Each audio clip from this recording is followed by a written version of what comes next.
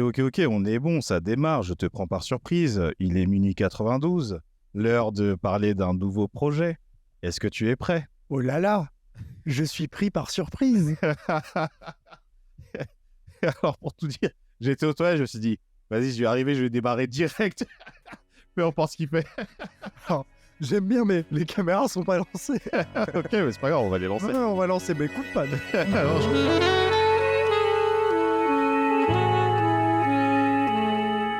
Alors, est-ce que tu es prêt à parler d'un tout nouveau projet? Alors, on continue de parler de musique. C'est vrai que c'est un podcast musique-cinéma. Pour l'instant, on parle beaucoup de... Un podcast musique cinéma sans cinéma. Pour l'instant, après, on a déjà parlé de trucs dont on veut parler niveau cinéma. Mais on est aussi très inspiré par la musique. Et ces derniers temps, là, on enregistre ça en décembre. Au début décembre. Ouais, puis on a eu un peu de retard, mais il y a eu des sorties, quoi. Il y a eu des vraies sorties. Voilà, ces derniers mois, il y a eu des sorties dont tu avais très envie de parler. Attends, pourquoi dont tu avais très envie de parler? Pourquoi j'en suis responsable? Envie de parler? Non, j'ai dit dont on avait très envie de parler. J'ai compris tu, hein. Non, on est bien deux. Je te propose un truc, on verra au montage. Si tu dis tu laisses, comme ça j'ai raison. Si tu dis on peut cutter tout le passage. Ça n'a aucun sens. Et notamment, on avait très envie de parler du projet dont on va parler aujourd'hui, qui est la Saboteur Mixtape, du Saboteur Gang, et qui est la team autour de Dean Burbigo. On va pas se mentir, c'est ça globalement. Dean Burbigo et FJ, quoi. Dean Burbigo et FJ, hein, ouais. C'est toi qui est venu, qui m'a dit « Ah, viens, on parle de ça, pourquoi ?» Eh ben, c'est intéressant. Et je vais teaser un peu. Je pense que ça va être un épisode intéressant parce que il y a plein de sujets où je pense qu'on n'est pas d'accord et ça va permettre de décanter pas mal de choses sur toute la galaxie, l'entourage, on va dire. Je suis complètement d'accord avec toi et tiens, ouais, j'avais une blague. Je prends presque cet épisode comme une thérapie. Ah oui, carrément. Mais parce que je suis psy ou... Je pense que là où tu as raison, c'est qu'il y a plein de choses qui... C'est-à-dire que j'avais pas tellement envie de parler de... En fait, je t'ai dit que je voulais en parler avant même de l'avoir écouté. Ouais, c'était même pas sorti, je sais plus. Je sais même pas si c'était sorti, mais parce que je savais que ça nous permettrait d'aller dans des sujets qui m'intéressaient, qui nous intéressaient, et notamment des points de... peut-être parfois de désaccord. Je suis pas sûr que le mot désaccord soit le bon. En tout cas, des points de vue différents. Ouais, c'est ça. Des sensibilités différentes. Et puis, on n'aurait pas parlé de... A priori, on parlera jamais de la Donda Mixtape. C'est vrai que c'est pas prévu. C'est pas parce qu'on n'aime pas, ou bien au contraire. Mais et donc, du coup, il y a un certain nombre de sujets qui auraient pu être abordés dans la Donda Mixtape qui vont pouvoir être abordés ici, voire même qui vont avoir plus de sens encore à être abordés ici. Donc, pourquoi je voulais parler de ça, donc de la SBTR, c'est ça? Ouais, SBTR. T'es fan de Dean Burbigo, c'est ça? Parce que je suis fan de Dean Burbigo. Non, en fait, tu veux commencer par là? Tu veux qu'on commence avec mon postulat avec Dean? Il faut tout de suite crever l'abcès sur Dean Burbigo. Ok, crevons l'abcès avec Dean Burbigo. C'est un gars qui est extrêmement talentueux. Oui. Je pense qu'il n'y a pas beaucoup de gens qui pourront aller contre ça. C'est un gars qui a un flow qui est assez impressionnant. C'est un gars qui a réussi à avoir une progression assez impressionnante, notamment sur ces dernières années. Bon, moi, je ne suis pas un très très grand auditeur, mais pour tout ce que j'avais pu entendre globalement avant Cercle Vertueux. Ouais. Avant Cercle Vertueux, ça m'avait... voilà. C'est aussi, je sais que tu ne vas pas le dire, c'est aussi le MC, à mes yeux, le plus intéressant de toute la première génération Rap Contenders. Qui est quelque chose que je connais moins, donc j'en parlerai pas. Je sais que donc de fait, j'en parlerai pas, évidemment. Moi, c'est là que j'accroche avec Dean Burbigo. Ok. Donc ouais, je suis prêt à reconnaître tout un tas de choses à Dean Burbigo que j'apprécie vraiment, sincèrement en plus beaucoup. C'est sans hypocrisie. Par contre, il y a un drame, quoi, moi, avec Dean Burbigo. C'est les pieds dans le plat. Je vais mettre les pieds dans le plat, mais en termes d'écriture, il y a des choses, parfois, c'est pas possible, en fait. Je ne suis pas d'accord. C'est-à-dire que... Et en fait, je suis en train de me remettre en question. Je suis en train de me remettre en question parce que... C'est-à-dire qu'en fait, la vision que j'ai de l'écriture de Dean, parfois, c'est carton rouge. C'est-à-dire que pour moi, il y a des trucs, t'arrives, tu fais ça, on te sort de la pièce. Et je me rends bien compte que, à peu de choses près, il y a plein de gens qui pensent pas ça. Ouais. personne n'est sorti de la pièce. Alors que pour moi, ça semblait être une évidence. Tu sais, pour moi, c'était l'éléphant dans la pièce, quoi. C'est-à-dire, on se regarde et il n'y a personne qui réagit et je me sens tout seul. C'est-à-dire, moi, ça me fait penser, c'est un peu comme quand tu commences à écrire un peu, à essayer d'écrire de la musique, c'est quand tu fais des rimes en « et ». C'est un peu ça le rapport que tu as avec l'écriture de Dean Burbigo. Bah, ou alors, tu sais, quand t'as pas de rime et que tu finis par un, et du coup, tu fais rimer par un, et je suis en mode, ah ouais. Donc, ah oui, c'est comme la phase de Damso, tu me fais chier comme un mec qui dit ça fait avant de commencer un freestyle. Et c'est ça, hein. Franchement, c'est exactement ça. Franchement, je voulais être méchant au départ et noter, tu vois. Même juste celle de la Saboteur Mixtape. Ouais. Je me suis dit, non, on va pas aller jusque-là, c'est pas intéressant, mais je pense que, par contre, je peux en citer si j'arrive à en avoir. Il y en a qui t'en ont marqué. À en avoir quelques-unes en tête, que ce soit de cet album ou l'autre, mais le reprocher le même de toute façon. Mais moi, il y a des trucs, là, c'est drôle parce que cet épisode-là, je rebondis à peine sur autre chose, tu le montreras comme tu veux. Ouais. Mais cet épisode-là, je crois que c'est la première fois qu'on parle aussi peu en amont ensemble d'un album avant d'enregistrer. Le truc, c'est que il y a deux écoles. Toi, tu es de l'école, ah tiens, je viens d'écouter telle partie du projet, tiens, j'en pense ça et tout. Moi, j'aime bien garder pour l'émission. Complètement. Et donc, du coup, là, je me suis un peu retenu. On s'est moins vu aussi, on a eu plus de taf, on a moins discuté. Et donc, on en a moins parlé. Voilà. Donc, je ne sais pas tellement ce que tu en penses et ça va être intéressant. Donc, pour retourner dans le vif du sujet sur la question des lines en question, donc, oui, je disais, parce qu'on en avait légèrement parlé, on avait rigolé sur la line où il dit que chercher des grammes sur Telegram et de la chatte sur Snapchat. Je vais faire le naïf. Ouais. Explique-moi. Non, il faut dire, est-ce qu'il a tort? Première chose, déjà. Je vais pas répondre à cette question. Je vais pas répondre. Je viens de te dire que je voulais faire preuve de toute la plus grande bonne foi qui existe en moi. Essayer de ne pas être dédaigneux, ce qui va être dur. Tu peux pas me répondre ça, sinon... Ce que je peux te répondre, c'est que moi, cette line, je la trouve pas ouf. Attends, je veux préciser que je parle pas de cette line, je parle de ce que représente cette line. C'est-à-dire que je crois qu'on est d'accord sur le fait qu'elle est loin d'être unique dans le genre. Oui, tout à fait, mais je vais aller là-dessus.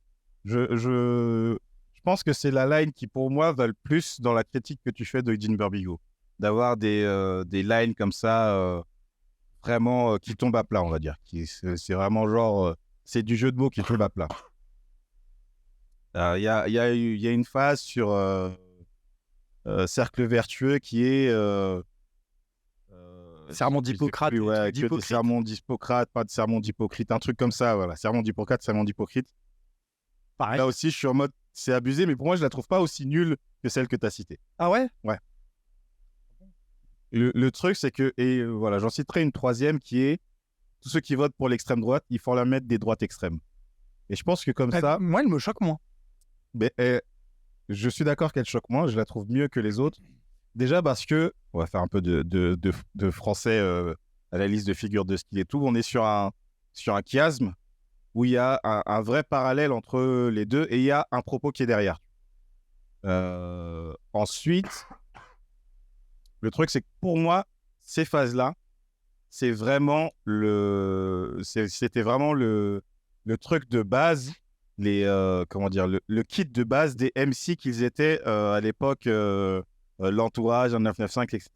C'est-à-dire, c'est quand ils ont commencé à s'inspirer de Nubi, à s'inspirer de Danny Dan, etc., ils avaient, je vais dire comme ça, c'est peut-être pas tout à fait vrai, mais ils avaient tous des phases comme ça. C'était un truc banal. Dean Burbigo l'a plus gardé. Et moi, ça me déplaît pas, en tout cas sur certains trucs, sur extrême droite extrême. Comme je suis d'accord avec le propos, je suis en mode yeah, let's go. Et il y a aussi derrière alors, serment d'Hippocrate, serment d'Hypocrite, je suis en mode ouais. Mais en plus, ça raconte pas grand-chose, quoi. C'est ça. Derrière, c'est oui, il y a des hypocrites. C'est ça le truc. C'est que je trouve ça intéressant quand il y a un propos. Quand tu dis ouais, roast un nazi, comme je dis souvent sur Twitter, bah, moi, je suis d'accord. Je suis en mode, OK. Tu peux faire un peu de com pour ton Twitter? @ la psychothèque sur Twitter, sur twitter.com. Et moi, je suis d'accord là-dessus. Et du coup, je trouve que la manière qu'il a de l'amener est intéressante. Sur les grammes sur Instagram, c'était quoi, Telegram? Ouais, des grammes sur Telegram. Voilà, les grammes sur Telegram, les chats sur Snapchat. À la fois, en même temps, je vois un regard de trentenaire.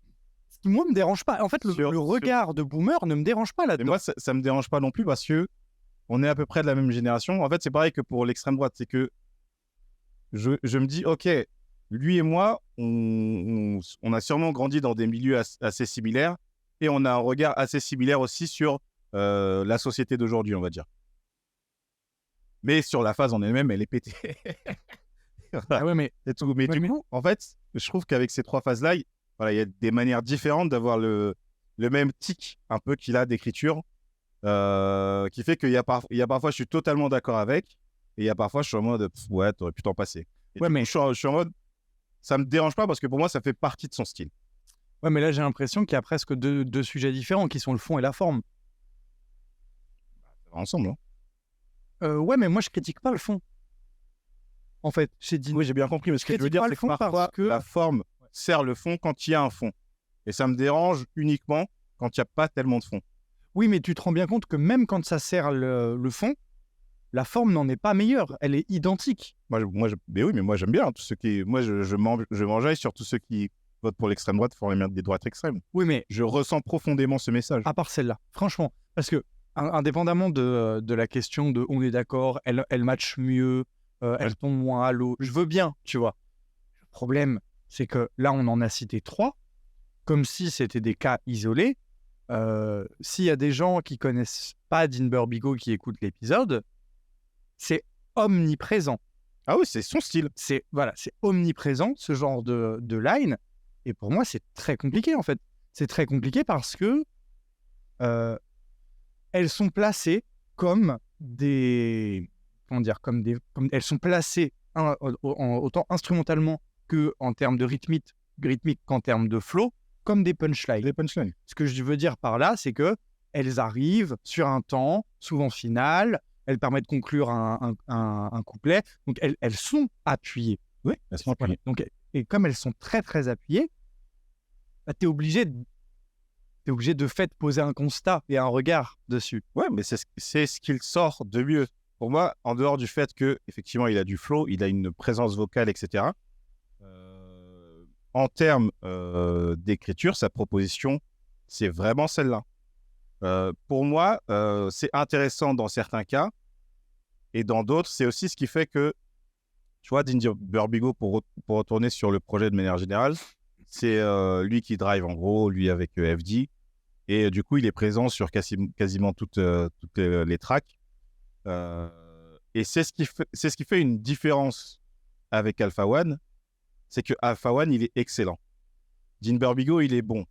Et le fait que sa meilleure arme en termes d'écriture, ce soit ces figures-là, pour moi, ça crée un plafond de verre pour Dean Burbigo qui existait déjà avant l'époque dont tu parlais, là, de cercle vertueux, etc., où il a déjà un peu plus acquis un public. Voilà, il a déjà un peu plus de... Et puis moi, excuse-moi, mais moi, je le trouve sincèrement meilleur. Non, tu vois ce que je veux dire, indépendamment de ces lines-là, je trouve que, alors, indépendamment de la question de l'écriture... Mais indépendamment. Ouais, mais je le trouve vraiment, mais sincèrement meilleur. Ouais. Tu vois, pour moi, c'est une évidence. Et je pense que je n'ai pas été le seul en écoutant Cercle Vertueux. Bien sûr. C'est réel, sauf que pour moi, là où il a sa limite, c'est dans cette écriture, parce que ce qu'il peut proposer de mieux, c'est tous ceux qui votent pour l'extrême droite, il faut leur mettre des droites extrêmes. Alors, dans ce cas-là, j'ai une vraie question, et une vraie question de naïf, parce que moi, j'ai essayé de bosser, tu vois. Je me suis documenté. Ah, pas moi. Moi, j'ai juste écouté le truc. Hein. J'ai essayé de bosser, je me suis documenté, je suis allé voir notamment des critiques YouTube que je connaissais pas, hein, pour la plupart, mais tu vois, pour essayer de faire un cercle d'horizon, on va dire. Un tour d'horizon, un cercle d'horizon. Ouais. Un peu de ce que les gens pensaient ces dernières années, de Dean Burbigo, qu'est-ce qu'il fait. Parce que je pense que c'est pas faux que de dire qu'il a acquis une vraie notoriété. Il y a une néo-notoriété de Dean Barbigo. Ouais, enfin moi tu vois là sur la sortie popularité. Ouais, mais presque plus, hein, je trouve. Franchement, j'ai l'impression que le gars commence vraiment à avoir sa place, aussi parce qu'il y a tout un tas de gens qui l'ont écouté quand ils étaient plus jeunes et qui renouent avec. Enfin, tu vois, je pense qu'il y a tous ces éléments-là. Et j'ai l'impression que vraiment, pour plein de gens aujourd'hui, Dean Barbigo, ça fait partie des membres importants du rap français. Ouais, c'est un rappeur du paysage rapologique. C'est ça, c'est plus du tout de la seconde zone pour moi. Oui, c'est plus un des mecs de l'entourage. C'est ça. Et pour moi, il y a une dissonance énorme entre cette notoriété, l'adoration que les gens ont pour lui, et les raisons de l'adoration que les gens ont pour lui. Je m'explique. D'accord. La plupart des vidéos que j'ai regardées, on dit... Bon, alors je suis peut-être pas tombé sur les bonnes. J'entends. Pas tombé sur les bonnes. À chaque fois, ils disent, ouais, ce qui est trop fort chez Dean, c'est punchline.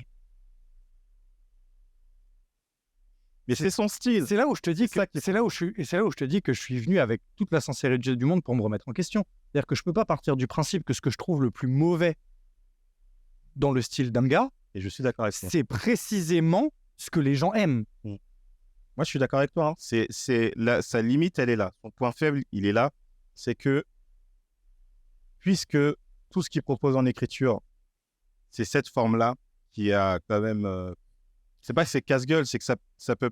Je pense qu'avec ça, il ne peut pas aller au-delà du niveau qu'il a là. Oui, mais moi, je suis pas sûr que ce soit tout ce qu'il propose. Pour moi, je d'écriture. Hein. Ouais, mais oui, je suis bien d'accord. En termes d'écriture, pour moi, il y a des trucs qui fonctionnent mieux que d'autres. Comme quoi, par exemple? Qu'est-ce qui t'a plu? Eh ben, je trouve que globalement, tout ce qui n'est pas en punchline, en fin de couplet, fonctionne un peu mieux, en fait, dans l'écriture. Ça vole pas très haut. Après, excuse-moi, mais j'ai envie de dire que c'est une team qui a jamais été très très haut en termes d'écriture.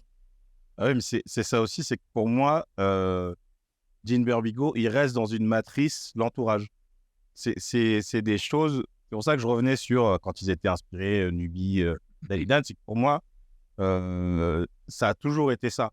C'est juste que les différents MC et les différentes personnalités se sont développés là-dedans différemment et que dans cette team-là, tu as Nekfeu, tu as Alpha One. Quand tu as parmi les meilleurs rappeurs de l'histoire de France, je vais le dire comme ça, bon, bah, c'est sûr que si tu pars dans un style pas très éloigné, on va surtout voir tes défauts. Ouais, et puis je trouve qu'en plus, j'en écoute, je trouve un certain nombre de... Maintenant, en tout cas, en 2022, il y a un certain nombre de personnes de cette équipe qu'aujourd'hui j'écoute, que j'écoutais pas avant. Ouais. Enfin, que j'écoutais pas, que je connaissais, dont j'avais entendu la musique, ça, mais... Ouais. Et je trouve que pour presque tous, sauf Sneezy, dans cette team-là, je trouve qu'ils ont tous beaucoup gagné en écriture. Je trouve que ces dernières années, notamment, Jazzy Bass a sorti un album qui est Jazzy Bass trop chaud. Très très bon en termes d'écriture. Trop chaud. Oui, et Jazzy Bass, c'est un de mes préférés de Rap Contenders aussi. Non, mais pour moi, le niveau qu'ils ont aujourd'hui, c'est déjà ce que j'espérais d'eux. Ouais, mais à l'époque, c'était pas le cas. Jazzy Bass, il écrit pas comme ça il y a 10 ans. Hein. Non, mais bon, moi, comment il s'appelle là son premier projet là, ça... Non, avant ça. Avant Pitain, 314 nuits. Non, j'ai oublié. Oh mon Dieu, j'ai l'impression que c'est 345. Bref, il sort un EP ou une mixtape avant. J'aime déjà. Pitain, j'ai moins écouté, j'avoue. J'ai moins écouté. Là, pourtant, moi, pour beaucoup, ça a été le truc important. Pitain, Jazzy Bass depuis longtemps. Donc pour moi, il a toujours été qui il est aujourd'hui, même si je me rends compte bien de la différence de niveau.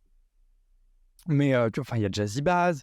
Là, il y a quand même Dooms qui vient de sortir un album. Non. Quoi non. Il faut qu'on parle de Dooms.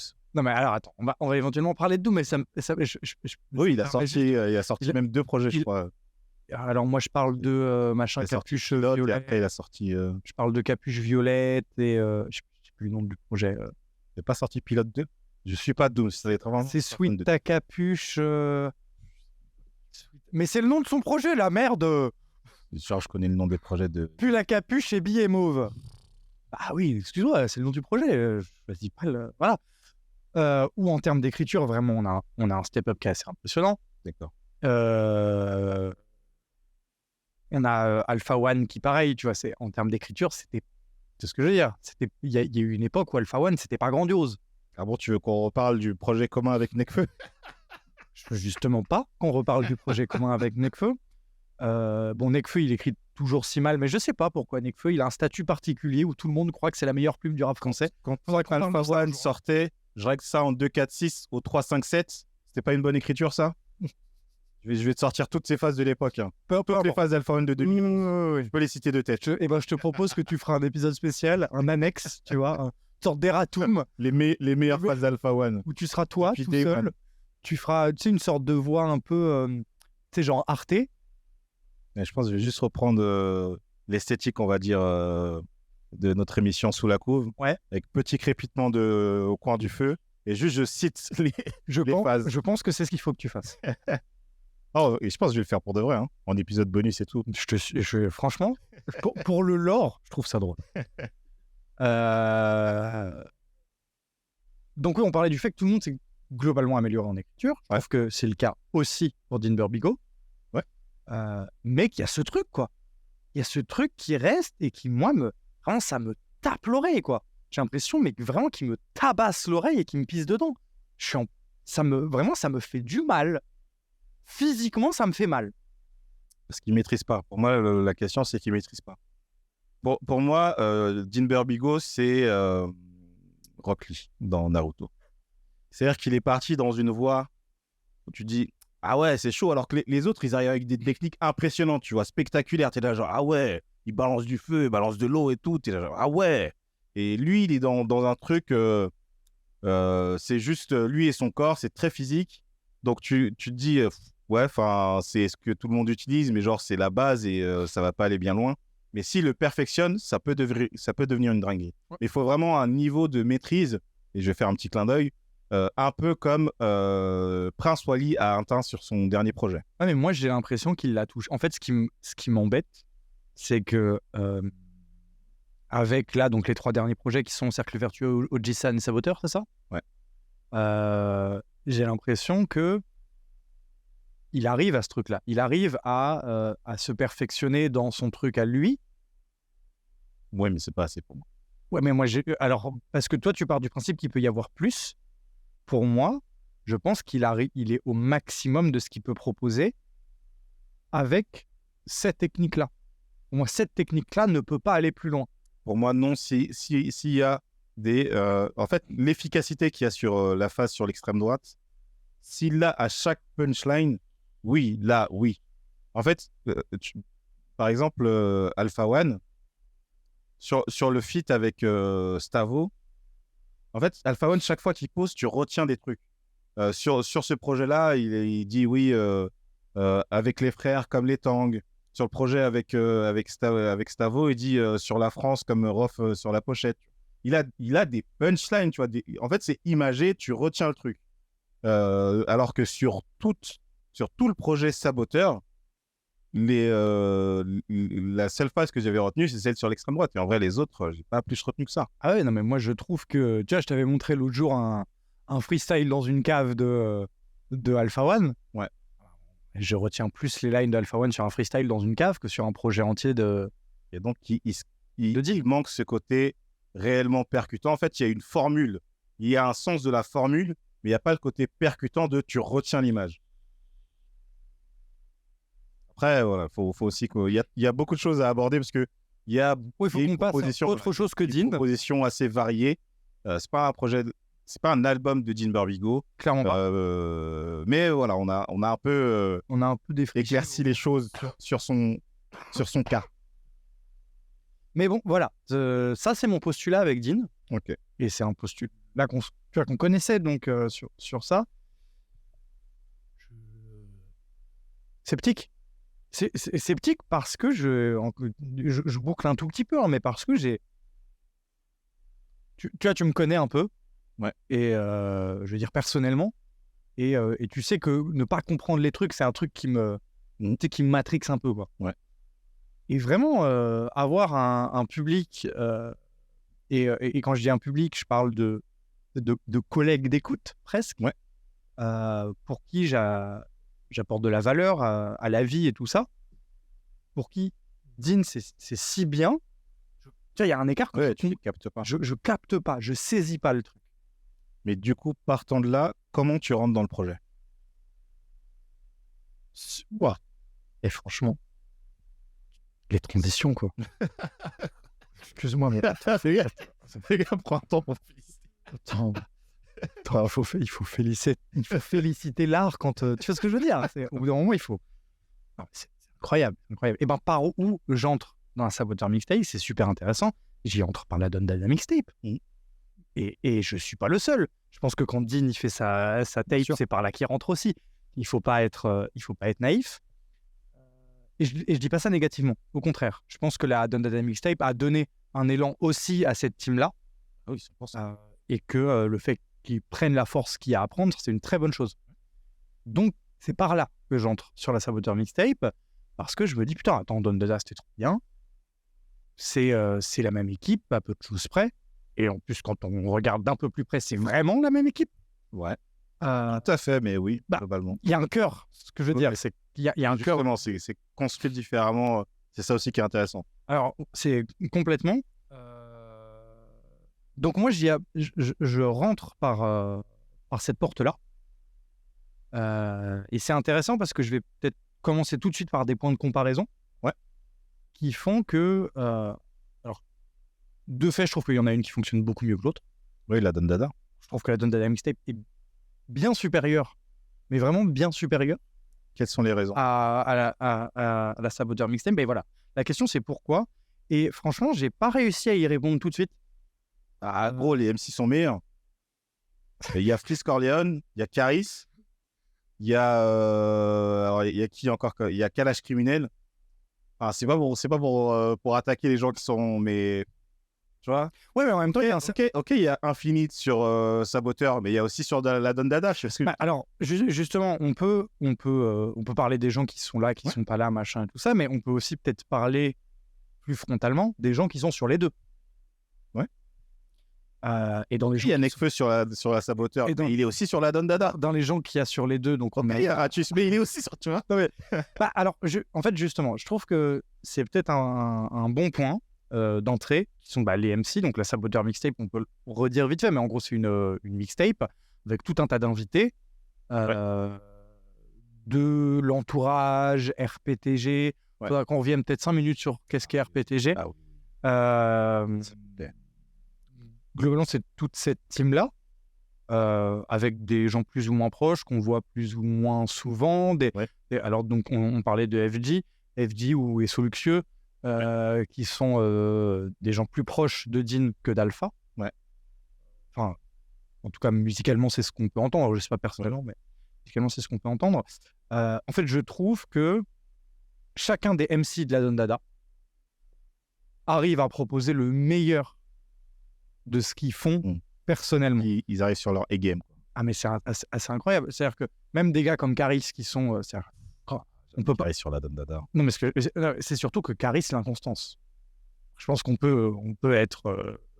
on va pas être... C'est pas méchant que de dire ça, mais notamment ces dernières années, Caris est très inconstant. Ouais. Il y a plein de couplets qui tombent à l'eau, voire même des albums entiers qui tombent à l'eau. Oui. Après, moi, je me rattrape sur ce qui marche bien. Moi aussi.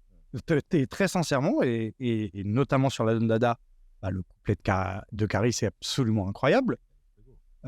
Et vraiment, par contre, je pense que c'est ça avec globalement tout le monde. Sauf peut-être avec Freeze, mais contexte un peu différent, parce qu'on sait qu'ils ont enregistré les 2 tracks en même temps que celle pour l'album de Freeze.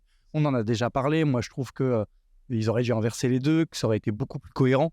Voilà, tu avais dit, sur l'épisode qu'on a fait sur Freeze Corleone, que vous pouvez toujours écouter sur toutes les plateformes. Donc, à part Freeze, que je trouve un petit peu moins bon, mais il y a un contexte, tu vois, je trouve que globalement, ils sont tous absolument incroyables. C'est-à-dire que Nekfeu, moi, je l'avais pas, au moment où ça sort, je l'avais pas entendu comme ça depuis un moment. Je peux plus compter. Enfin, tu vois ce que je veux dire, je peux plus compter, tellement ça faisait longtemps que je l'avais pas entendu comme ça. Caris, on vient d'en parler. Kalash Criminel, incroyable. La bagarre.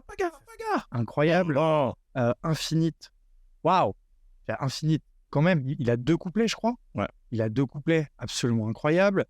Il y a 3 quarts cuir noir, Delzel Training Day, averse de balle sur ton rappeur préféré, Wait sur Raining Day. C'est ça. Ah, incroyable. Quelle entrée. Quelle entrée dans la mixtape. Mais bon, on n'est pas là pour parler de la Dandada. Il y a le solo calme. Il y a le solo de Ratus, qui est un peu le moment où en plus on commence à avoir une vraie exposition autour de Ratus. Ouais, je le découvre dessus. Enfin, moi, je le découvre. Mais qui est cet homme? C'est ça, et c'est mais c'est intéressant. Oh non. Ferme ta gueule. Comme dit Edge, nerveux comme un couplet de Ratus. Nerveux comme un couplet de Ratus. Et ouais, ils sont tous en fait excellents dans la mixtape, au paroxysme de ce qu'ils peuvent faire. Je pense que ça vient aussi beaucoup d'une question de cohérence à la production, qui est assurée en grande partie par Hologram Low. On est là-dessus. Qui est une cohérence à la production qu'on n'a pas dans la Saboteur mixtape. Ouais. Parce que tu parlais d'FD. FD, c'est l'équivalent pour Dean Burbigo de qui est Hologram Low pour Alpha One. C'est ça. La différence, c'est que FD est un ancien MC. Je pense qu'il est... Enfin, c'est un MC parce qu'il pose aussi sur... Je dis partie de l'entourage. Il a posé sur... Oui, bien sûr, c'est un MC. Là, je crois qu'ils gèrent en gros la partie prod de leur boîte, de leur label. Je ne sais pas s'il fait de la prod. Je ne crois pas. Je crois pas qu'il est produit. Hologram Low, lui, oui. Lui, c'est un excellent producteur en plus. Et du coup, pour faire une DA, quand en plus, tu peux bosser avec... comment ils s'appellent les deux, là? JJ la main de beat. Voilà, il a la main de beat. Bah, ça te donne la mixtape. Donc, pour moi, oui, les MC sont meilleurs. Et aussi, au niveau de travail de direction artistique, c'est que la Dandana mixtape, c'est un album pour moi. Il y a une cohérence qui fait que on dit mixtape parce que... Mais pour moi, c'est un album collaboratif. On dit mixtape parce qu'elle s'appelle mixtape. Voilà, c'est ça. Mais après, on peut... Après c'est pas un gros mot de dire que c'est une mixtape. C'est juste qu'elle a une... C'est juste une... Enfin, tu vois ce que je veux dire. Je pense qu'il ne faut pas faire la distinction entre qu'est-ce qu'une mixtape, qu'est-ce qu'un album, par le prisme de la qualité. Non, c'est pas ça. Je parle de la cohérence globale. C'est-à-dire qu'à la base, mixtape, ça veut dire je te mets des sons comme ça. Ouais. Je te mets des sons, ça peut aller dans tous les sens. Et c'est pas du tout ça. Là, il y a une proposition. Comme on a sur des albums, quand on dit album, tu vas attendre à avoir une œuvre, une pièce qui se tient. Là, on a une pièce qui se tient. Sur la Saboteur mixtape, c'est un peu le cas quand même. Mais la proposition est différente et quand même, ça reste un peu plus faible si on veut vraiment comparer les deux. Bah ouais, je trouve aussi. Donc, sur la question initiale qui était qu'est-ce qui fait qu'il y en a un qui est meilleur que l'autre, je pense que c'est pas mal déjà, tu vois, comme point de distinction. Et ça englobe beaucoup de choses. Je trouve aussi que narrativement, ça raconte globalement moins de choses. Alors, attention, je ne vais pas dire que la Dandada est... ouais, parce que parler de la narration... Ouais, mais je trouve que justement, la production arrive à pousser certaines choses dans la Dandada mixtape, ce qui fait qu'il y a certaines lines qui rentrent à certains moments, qui font je dirais pas un fil narratif, mais une ambiance très marquante, que ce soit en termes de production, qu'en termes de line, qu'en termes de discours. Il y a du track listing finalement. Ouais, il y a un assemblage. Oui, l'assemblage. Il y a un assemblage très fort qui se constitue. C'est en ça qu'on se rapproche vraiment d'un album. Ouais, je comprends. Moi, c'est un album. Ouais, je suis complètement d'accord avec ça. Et donc là, on se retrouve avec la Saboteur mixtape. En parlant comme ça, j'ai presque l'air de dire que c'est mauvais. Attention, c'est pas mauvais. C'est loin d'être mauvais. C'est loin d'être mauvais, d'accord. Mais quand tu m'en as parlé, quand même, tu avais l'air d'être très dubitatif en mode je trouve pas beaucoup de sons qui me plaisent, quoi. Est-ce que c'est le cas? Bah, en fait, si. En fait, il y a plein de sons qui me plaisent. Ok. Dans la cohérence globale, moins. Donc, c'est moins facile à écouter comme ça. Mais en vrai, il y a plein de sons qui me plaisent. Mais alors, qui me plaisent, mais c'est pas non plus, tu vois ce que je veux dire, j'y reviens pas de fou.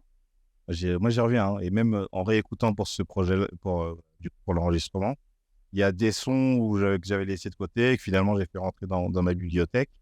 J'ai trouvé que, parce que ça a commencé avec, je crois qu'il y a eu 2 singles peut-être, si on a entendu qu'un. Ça a commencé par la Saboteur Gang et puis après, ils ont sorti l'extrait avec La Fève.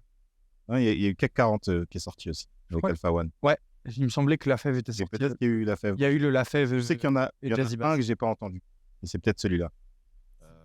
Parce que pour moi, l'intro dit très bien, voilà, c'est Saboteur Gang. Pour moi, ça marche, SBTR, machin. Ouais, c'est une bonne intro. Ok, let's go. C'est un bon single. Hein. D'ailleurs, bon single. Le titre qui s'appelle Intro, c'est une intro, je sais pas, elle doit durer 5 secondes. 10. C'est juste des bruitages, je sais même plus de quoi. de ferraille, machin et tout ça, mais ça va au test de construction, de scie, machin et tout ça, mais ce qui va avec la direction artistique visuelle faite par Regular, toujours. Ouais, c'est quand même beaucoup mieux la pochette de la Dundada.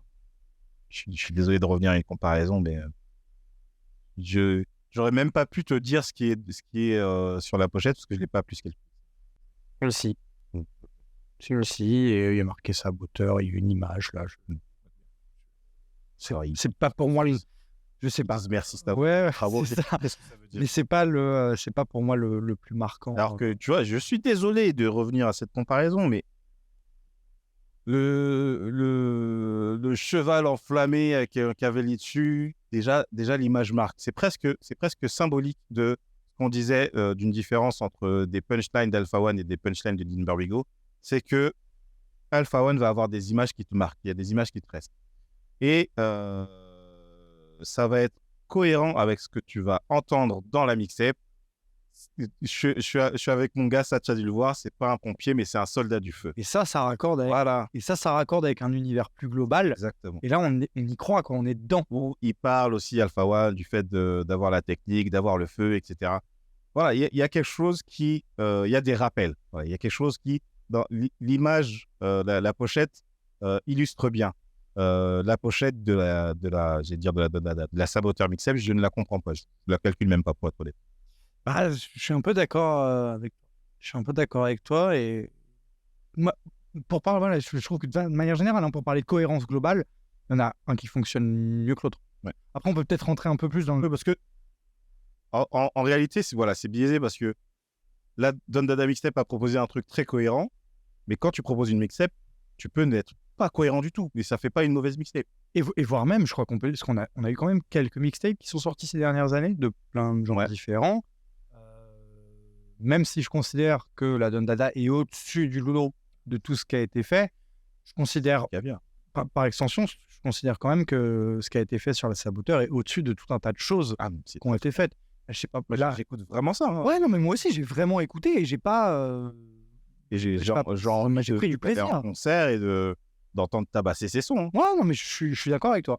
Et tu vois, on peut, je pense là, ça me fait penser aux deux tapes d'Echelon Records de Vald, qui en a eu quelque chose à foutre, tu vois. Oh, j'ai oublié, je fais comme si ça n'existait pas. C'est ça, hein. Très franchement. Mais sans dire en plus que c'est mauvais, non, mais c'est juste qu'on s'en fout, quoi. On s'en fout, ouais. On s'en fout.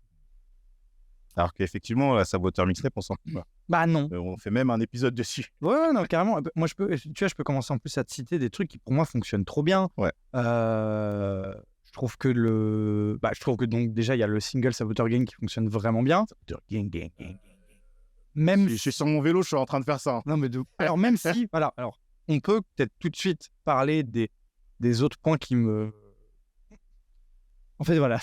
En fait, pourquoi je bloque un peu, c'est que les initiateurs de cette tape, c'est ceux que j'aime presque le moins, au final. J'ai pas envie d'être méchant avec FG, parce que je le connais pas bien. Dis pas sur quoi tu vas aller. Alors, non, mais justement, quand je te dis je veux pas être méchant avec FG, c'est que je connais mal sa musique. Et donc, quand je le vois là, je le trouve pas tellement mauvais. Par contre, je le trouve vraiment en dessous de tout le monde. Alors que tout le monde n'est pas à son meilleur niveau. Ah, mais gros, il rappe quasiment plus. En fait, le truc, c'est... Non, mais alors, attends. Ouais. Il rappe quasiment plus. Il est sur 2/3 de l'album. Il pose sur 2/3 de l'album. Il est sur 2 sons. Ah bah non. J'ai pas calculé. Ah non, J'avoue que je distingue mal quel MC est sur quel track. Tu as un, je te crois. 2... non, 1/3. J'en rajoute un peu. 1, 2, 3... 4, 5 ou 6. Le truc, c'est quand même un certain nombre. Moi, j'identifie plus FG. Déjà, période Rap Contenders où il est très mal tombé parce qu'il a fait un match contre Filigrane, qui est en gros celui qui dirige la version canadienne de ce qui est Rap Contenders, donc aussi la ligue de battle, mais qui est plus ancienne que Rap Contenders. Donc, il est arrivé face à quelqu'un qui est expérimenté, tu vois. Et même si la team de l'entourage était en mode regarder un peu les battles canadiens, américains, etc. Donc, ils sont arrivés un peu avec toute la culture et tout. Il s'est fait manger, mais il y a une phase qui est restée, c'est si tu fais une track avec Jams, c'est toi qui chantes le refrain. Il est tombé sur un mec expérimenté qui était chaud de ouf. Et du coup, il y a une espèce d'humiliation qui est un peu injuste par rapport à son réel niveau. Un peu comme ça a pu être pour le Alpha One qui s'est aussi foiré sur les Rap Contenders. Mais globalement, ça n'a jamais été le MC le plus incroyable de son équipe.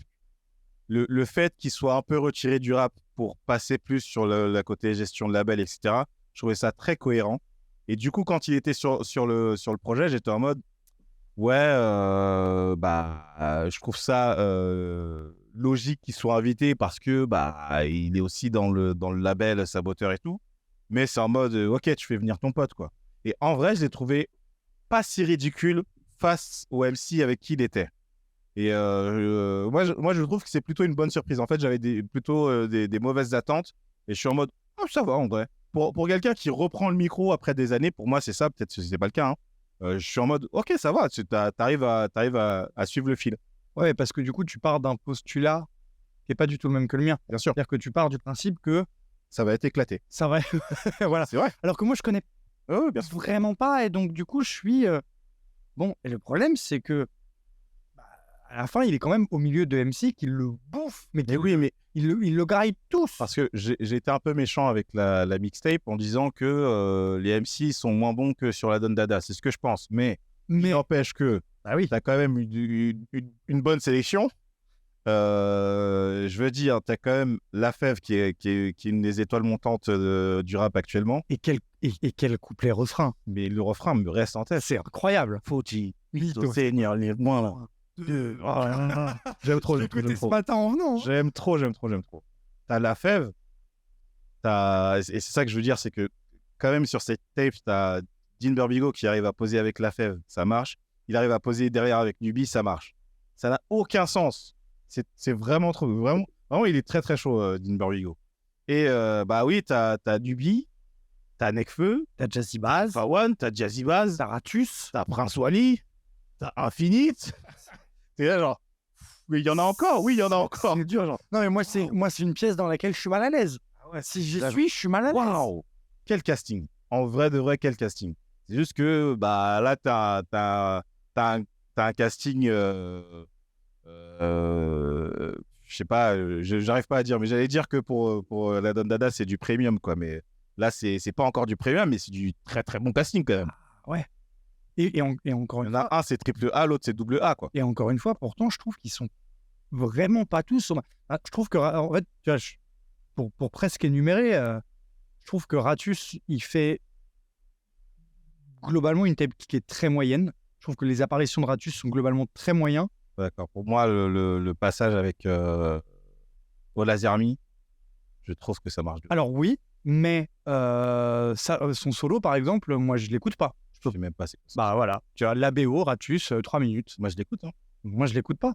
Après, je pense que la grosse différence entre toi et moi sur Ratus, c'est que moi, j'ai défoncé cet été J'ai rien écouté de Ratus en dehors de cette mix. Bah ouais. La Don Dada. Alors que moi, cet été, j'ai défoncé l'album commun entre Edge et Ratus, que je trouve être l'un des gros bangers de l'été, même si c'est passé inaperçu. Non mais... Alors attendez, faut qu'on vous dise parce qu'on enregistre là on est le vendredi 2 décembre. Ouais, faut qu'on arrête de donner les dates d'enregistrement. Quand ça va sortir dans un an. C'est à chaque fois c'est gênant. Décembre de quelle année? Et donc il y a 2 jours est sorti les récapitulatifs de l'année de nos stats Spotify. Ouais, tout à fait. Bon apparemment je n'ai écouté que Edge cette année de toute évidence. C'est-à-dire que voilà. Ratus, je le trouve exceptionnel là-dedans. Donc vraiment. Donc quand j'arrive là-dessus, je suis un peu en mode, oh ouais frère, mais attends, il y a 1 an t'as sorti des trucs de fou sur la Don Dada. Il y a 6 mois t'as sorti des trucs de fou sur ton album commun avec Edge. Et là, bon, tu nous sors des couplets qui sont j'ai un peu le même avis sur Edge. C'est-à-dire que je trouve le couplet de Edge vraiment très moyen là-dedans. Je sais même pas où est-ce qu'il est. Je sais qu'il est quelque part. Voilà, tu vois, je le trouve vraiment très moyen. Bon, après, moi, il y a tout le problème aussi avec le fait que Je parle beaucoup, en fait, finalement, des petits trucs que j'aime pas. Hein, mais tu ne sais pas apprécier ce projet. C'est parce que... Il y a un autre truc qui me dérange, qui est... je trouve qu'il y a des inspirations dans cet album, de manière générale, qui sont beaucoup trop marquées. Alors, attends, quand je dis ça, je dis ça de manière très plurielle, c'est-à-dire que je pointe rien précisément, mais je trouve que dans les prods, il y a des choses qui sont très inspirées d'autres choses, voire même carrément plagiées parfois. On peut... oh là là, c'est bon, tu vas revenir sur le truc avec Prince Wally, là. Bah, on peut en parler, mais notamment la prod, c'est quoi? C'est la prod de Grimace, je crois. Ouais, je crois que c'est Grimace. Je l'écoute pas, ce son. Je crois que c'est la prod de Grimace. Ah ouais, je sais pas quoi, Grimace, Merry Christmas. C'est ça. Putain. Avec... Alors, mais, non, mais tu vois, pareil. Mais la prod est bonne, hein. Alors, la prod est bonne, mais c'est la même que Movie de Prince Wally.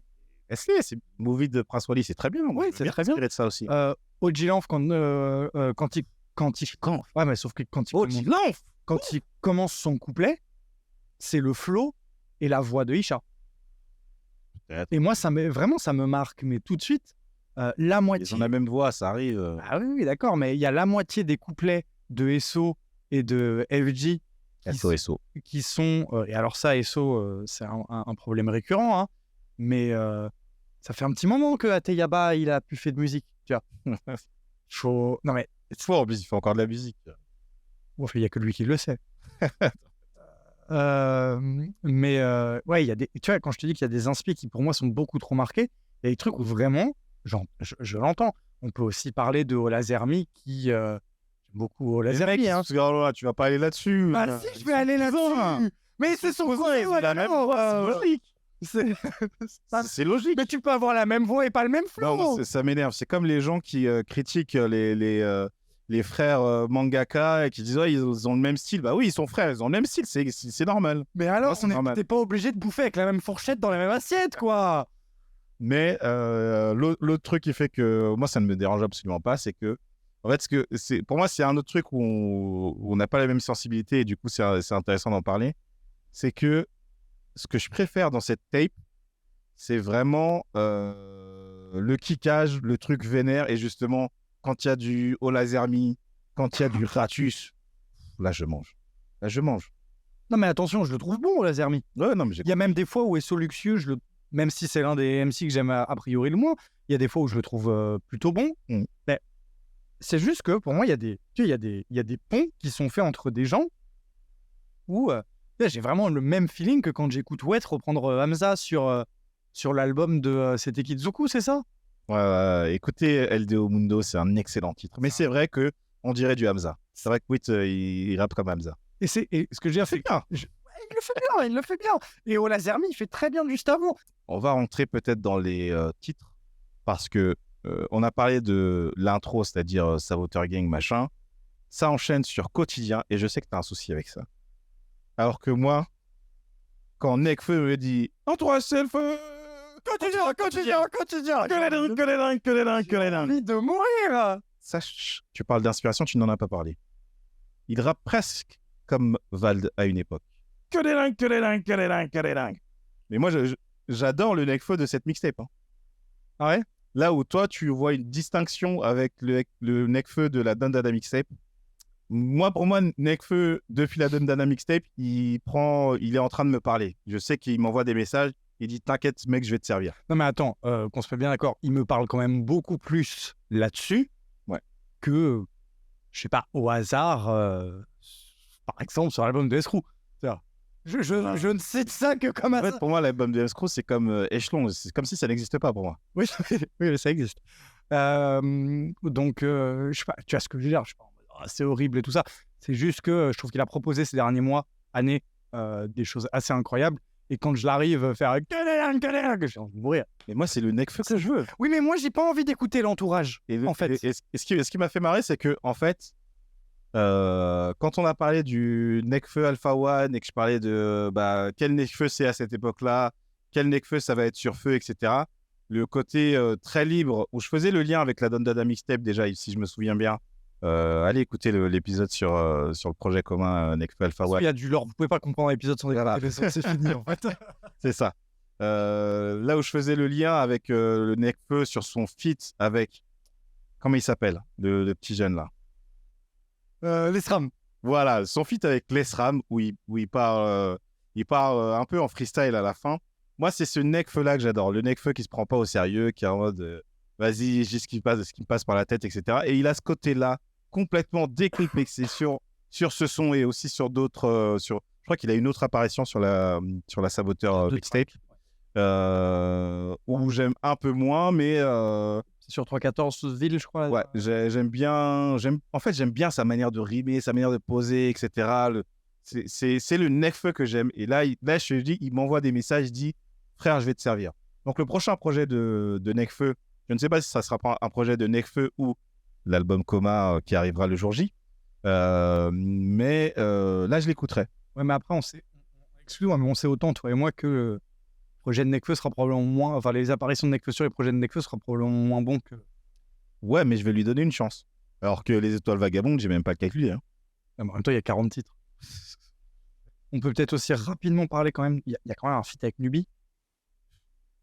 Je l'ai évoqué un peu. Que tu as rapidement évoqué. Ce qui est très fort sur ce feat-là, c'est que Nubi, c'est vraiment l'inspiration de tous ces types-là, enfin l'une des inspirations. Donc en fait, quand il appelle Nubi Dean Burbigo, il rappe avec son grand, quoi. C'est comme Freeze Corleone quand il rappe avec Roy Enoch. Et c'est pas du tout ce que tu entends.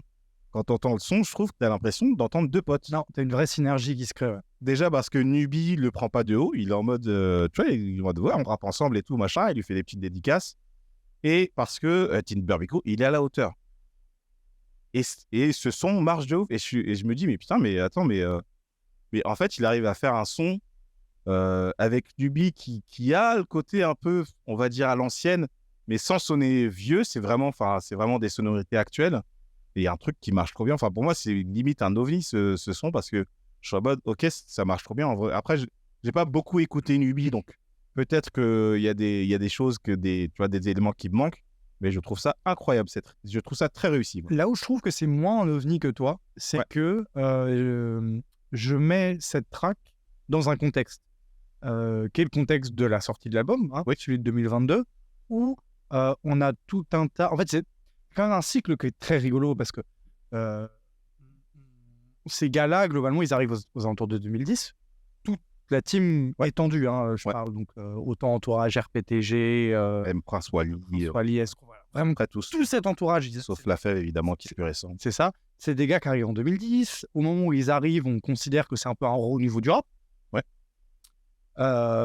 Qui sont des gars qui sont, entre guillemets, un petit peu tombés en désuétude aux alentours de 2015, parce qu'il y a eu tout un tas de gens qui sont arrivés à ce moment-là, sauf les quelques-uns qui ont percé, comme Nekfeu qui sort feu en 2015, mais globalement... Il a fait On verra bien, je m'en souviens. Quand il a fait On verra bien avec Mr V et Norman, c'est ça? Ou Hugo tout seul aussi? Non, c'est Hugo tout seul. Hugo tout seul, je crois.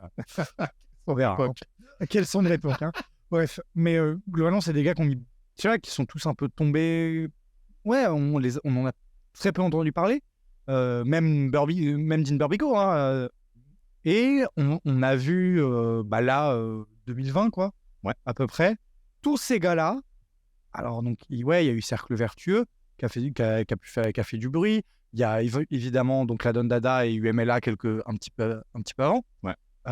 On a eu aussi, donc, là, très récemment, l'album de Wally. On a eu Edge qui a émergé, donc qui n'était pas là avant. Mais Edge, on s'en bat les couilles, là, j'ai envie de rager. Qui n'était pas là à la base, mais qui a émergé avec tous ces gars-là. Qui était dans en tant que MC. Voilà. Qui n'était pas là en tant que MC. Dans l'entourage de l'entourage. Et il faisait pas de musique. Et donc, c'est très drôle. Et donc, tout ça pour revenir sur Nubi, c'est très drôle de voir que ces gars-là regagnent une notoriété, là, et une notoriété tout à fait légitime et tout à fait méritée, hein, en réinvitant les gars qui, à l'époque, déjà les avaient inspirés, en les ramenant en 2022, et arriver à faire en sorte qu'en 2022, on n'a pas du tout cette impression de on invite les anciens, quoi. Ça sonne 2022. Ça sonne pour moi, c'est un ovni. Mais là où je trouve pas que ce soit un ovni, c'est que on a d'autres exemples où je trouve que ça sonne pas non plus comme des ovnis. D'autres exemples. On pourrait par exemple parler de Rinka, qui arrive en ce moment à... Rinka. Est-ce que ça compte? Ah oui, ça compte. Non, mais le fait est que ça compte. On peut... il est trop chaud, ça n'a rien à voir. On peut parler aussi de Ali sur l'album de Wally. Effectivement. Tu vois ce que je veux dire? Et c'est là pour moi où c'est pas tant un ovni que ça, c'est qu'il y a un contexte. Ouais, c'est vrai qu'on est dans une phase un peu comme ça. Où il y a un contexte. Pour moi, Rilka est quand même à part, mais oui, on est dans une phase comme ça. Tu peux dire que c'est un petit peu à part, mais en vrai, avant Air Max, tout le monde s'en fout. Hein. Oui, mais ce que je veux dire, c'est que Rimka... Il fait pas partie de la même team. Et Rimka, il crée ça aussi dans sa propre carrière à lui. Ce qui n'est pas le cas de, tu vois, Ali. Ce qui n'est pas le cas de Ali. Oui. Nubi, c'est de l'invitation. Et puis, on a eu un peu ça avec LMF aussi. Ouais. Où, moi, alors, non, mais ça, en vrai, on va pas aller là-dessus, parce que les gens sont pas d'accord. Ils disent que le couplet de Despo est nul. On a déjà fait un épisode sur elle. Et donc, non, voilà, tout ça pour dire que mais pour moi, c'est pas tant un ovni. C'est un cycle qui est en train de se reboucler et je trouve ça super intéressant de voir comment ça se passe, tout en précisant que ça n'empêche pas du tout une cohabitation avec les nouvelles têtes d'affiche. Là, le représentant des nouvelles têtes d'affiche, c'est la Fève, mais on a pu voir ça un peu ailleurs. On parle de Rimka avec Nio, par exemple. Ouais. Et voilà. Ouais, c'est très enthousiasmant de voir comment la musique peut traverser le temps, mais surtout que peut y avoir des échanges intergénérationnels, on va dire, et avec quelque chose qui va pas ressentir le besoin de faire du à l'ancienne. En fait, c'est du rap d'aujourd'hui, avec des gens qui sont à l'ancienne. Et ça marche de ouf. Et tu parlais de Prince Wally, par exemple. C'est aussi le cas sur Makala qui rappe avec Il, qui maintenant s'appelle Ilji. Et c'est pareil, ça sonne trop bien, c'est trop chaud. Et en vrai, quand j'ai écouté le projet de Makala, parce que voilà, tu as dit on a les trucs de Spotify, c'est Makala que j'ai écouté le plus cette année. Quand j'ai écouté le projet de Makala, Ilji, je ne savais pas qui c'était. Et je ne savais pas que c'était le Il 2 à l'époque. C'est en entendant une interview que j'ai appris. Ah, mais c'est... Tu vois, j'avais pas l'impression que c'était... Je pense que quand même dans sa manière de rapper, ça sent qu'il est un peu à l'ancienne, mais je ne le pensais pas à l'ancienne à ce point-là, tu vois, je le pensais plutôt à des 2000 machin, mais et ça sonne vraiment trop bien. En fait, t'as pas l'impression, comme Dean Burbigo, t'as pas l'impression que il rappe avec son ancien, alors qu'en vrai, il rappe avec son ancien, il rappe avec une des personnes qui lui a donné envie de rapper, quoi. Enfin, on est dans une phase qui est trop intéressante. Et comment finir là-dessus? Si, on peut finir là-dessus en disant que les chocs des milieux et chocs des générations ne s'arrêtera pas avec cet épisode. Ouais. Parce qu'a priori, on parlera la prochaine fois de la Zizi Kaka mixtape. Et ouais, ZZCC mixtape. ZZCC. Donc on reparle du mixtape en fait. On fait que ça. On fait que ça. C'est vrai que à part Frisk Orleans, on a fait... Non, le Wally, c'est un album. Ah, on a fait le Wally, c'est vrai. Le Wally. C'est vrai. Il n'est pas encore sorti, mais on l'a fait. Et on ne fera pas échelon mixtape. Non. Mais ouais, ok. Prochain épisode, ZZCC, on parle là-dessus. A priori, c'est l'objectif. Donc voilà, peut-être pour conclure, moi je trouve que c'est un vrai bon projet. Oui, je suis d'accord. Mais c'est un projet qui bénéficie autant qu'il subit l'existence de la Dandana Mixtape. Bah ouais, c'est comme tout. Moi, ce que je dirais en conclusion, c'est que quand même, il y a Alpha One sur le projet, et Alpha One, sur tous les couplets qu'il fait, il vient pour rappeler que c'est le meilleur rappeur actuel. Il y a juste Prince Wally qui est en mode, en ce moment, t'avances pas trop non plus, qui vient un peu concurrencer. À quand le feat Wally ça existe déjà. Qui existe déjà sur Boys. Mais c'est vrai que c'est pas à la hauteur de ce qu'on pouvait attendre, et je suis très curieux de ce qu'il pourrait faire aujourd'hui. Mais ouais, mais parce que c'est avant la forme finale de Alpha One, quoi. C'est avant sa 3e évolution en Pokémon. Finale de Wally aussi. C'est avant la forme. On a déjà parlé de Prince Wally. Et juste le seul truc, je vais partir sur autre chose. Stavo, pour moi, est aussi une des têtes actuelles. C'est juste que lui, il est dans sa propre compétition. Ils jouent pas dans la même cour. Lui, il a son truc. C'est un peu le nouveau Desporucci. Et c'est chaud de ouf. Peut-être qu'on parlera après la ZZXTP de Stavo. C'est pas un... On parle de je crois. Voilà. Et en attendant, chacun va reprendre ses vies. Minuit 92 est passé et on se retrouve une prochaine fois pour parler d'un prochain projet. Tchuss.